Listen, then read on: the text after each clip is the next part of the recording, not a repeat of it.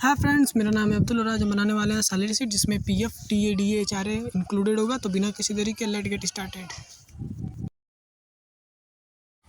सबसे पहले हम क्या करेंगे, सेल को सेलेक्ट करेंगे। सेलेक्ट करने के बाद मर्ज एंड सेंटर करेंगे। मर्ज एंड सेंटर करने के बाद हम क्या करेंगे, इसमें लिख देंगे सैलरी शीट।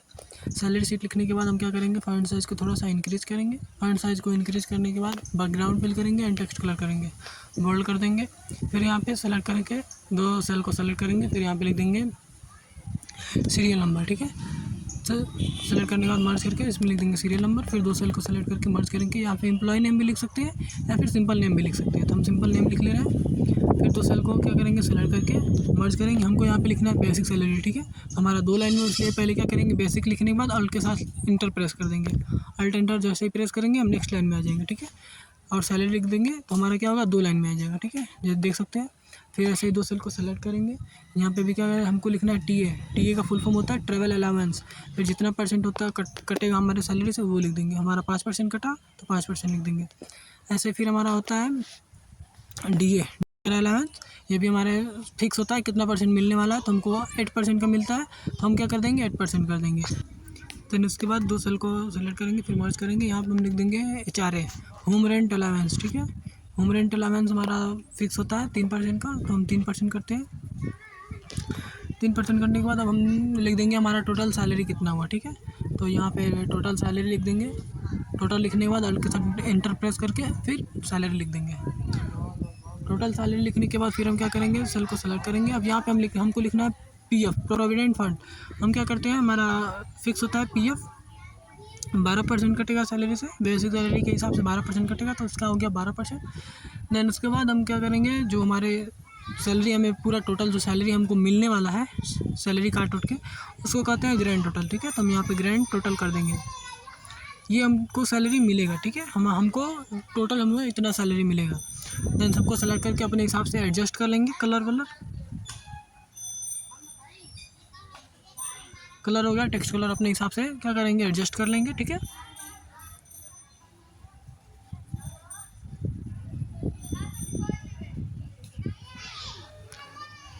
देन उसके बाद क्या करेंगे, सीरियल नंबर को हमको लिखना है 1 2 3 4 10 तक करेंगे, ठीक है। तो फटाफट इसको फिल करते हैं।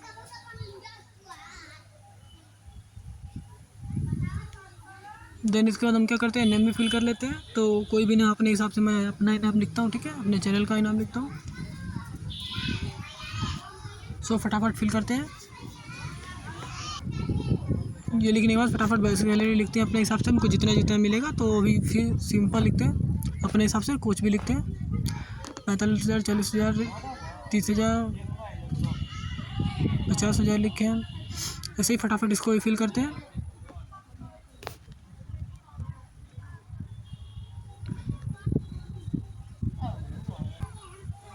ये हमारा फिल होने के बाद अब क्या करते हैं, हम टीए लिखते हैं, ठीक है।